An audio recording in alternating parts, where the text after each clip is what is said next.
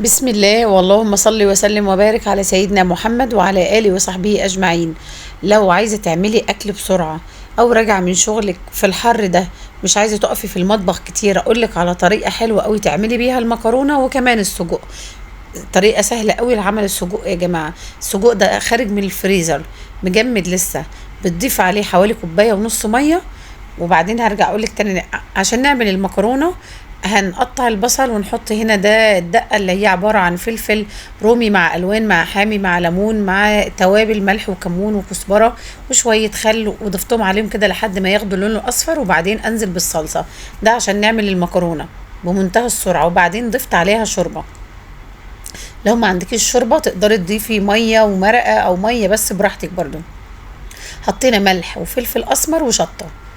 هنحط نسيب الحاجات دي تغلي، ويفضل كمان لو عندك كيس صلصة وعايزة تحطيه معاها تزودي اللون كده براحتك. بعدين هنضيف المكرونة. شرط اساسي لعمل المكرونة دي وتطلع ناجحة معاكي ان انت تخلي المكرونة باينة من المرقة او الصلصة اللي انت عاملاها دي، شايفة يدوب مغطياها بالعافية عشان المكرونة بتاعتك تبقى مفلفلة وما تعجنش. وبس كده هتقلبيها نفس طريقة الرز تتعاملي معاه. نرجع بقى للسجق بتاعنا اللي احنا ضفنا عليه مية وورق لورا وفلفل اسمر وشوية قرفة، سنة قرفة صغيرة كده.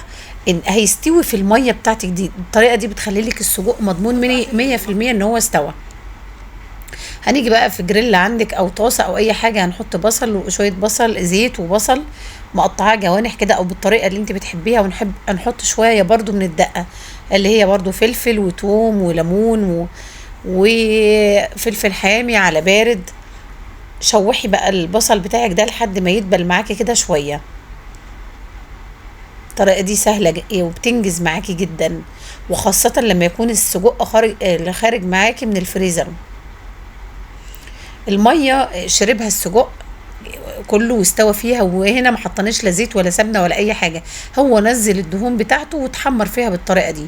تمسكيه بقى تقصقصيه بالطريقه ديت او تسيبيه زي ما هو سليم براحتك.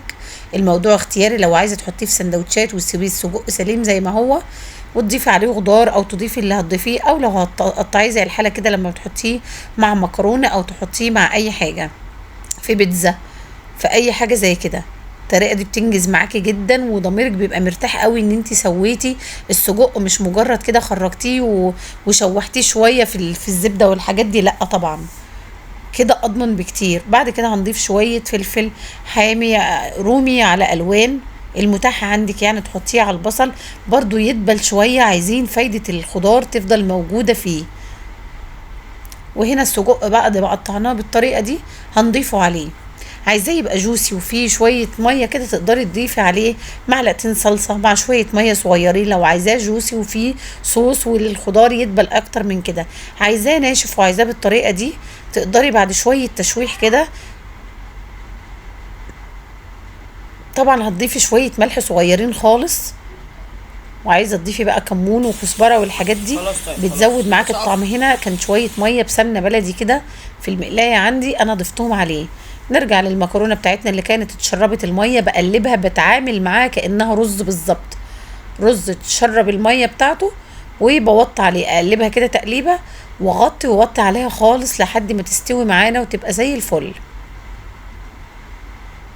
الموضوع كله يا جماعة من أول ما تدخلي المطبخ والسجق المجمد لحد ما تخلصي طبق المكرونة والحوار ده ما أخدش معاكي بالظبط 20 25 دقيقة. وبس كده وكده وتكون الأكلة بتاعتك انتهت بكل سهولة. عملنا المكرونة من غير سلق ومن غير أي حاجة. والطريقة دي طريقة أمهاتنا، يعني مش طريقة جديدة ولا احنا مبتكرينها ولا حاجة. أمهاتنا بيعملوا بالطريقة دي من سنين السنين. تطلع معاكي المكرونه مفلفله وطعمها حلو جدا ومتشربه الصوص قوي. وتضيفي عليها بقى لو عايزه تضيفي السجق معاها في نفس الطبق. عايزه تستخدميه في حشوات بقى للبيتزا تستخدميه زي ما انت عايزه تستخدميه. تنفع معاكي الاكله دي قوي لو حد رايح نادي، لو حد بياخد اكل في لانش بوكس او حاجه زي كده، تنفع قوي معاه. جربوا السجق بالطريقه دي ومش هتندموا خالص.